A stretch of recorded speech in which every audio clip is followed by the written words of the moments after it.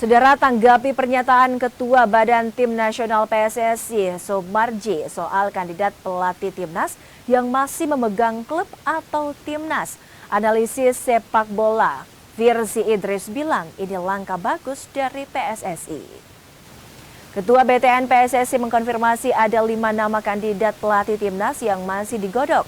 PSSI enggan membocorkan identitas karena mereka masih menangani klub dan Timnas saat ini. Menurut Firzi, ini jadi langkah yang cukup maju dari PSSI. Pasalnya, kini PSSI tidak mengambil pelatih yang dalam tanda kutip menganggur.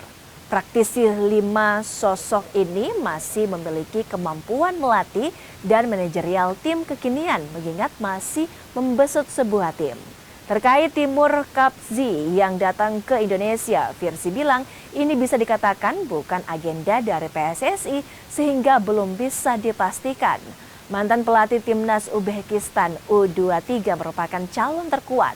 Firzi menilai idealnya sosok pelatih Timnas diumumkan setidaknya pada Januari 2026 agar bisa mempersiapkan tim pada FIFA Matchday Maret dan agenda Piala AFF. Memang PSSI menargetkan bahwa sebelum ronde Maret itu sudah pasti ada pelatih baru. Dan kalau kita lihat timeline yang kemarin, bisa jadi timelinenya sama seperti Coach Patrick, yaitu diumumkan pada paling late itu awal Januari. Dalam pencarian pelatih ini, Pak Marji juga bilang mungkin aja ada yang nggak cocok dari 5 nama itu, mungkin aja diganti, mungkin aja di rapat exco ada masukan-masukan tertentu yang membuat nama-nama itu jadi pertimbangan tambahan.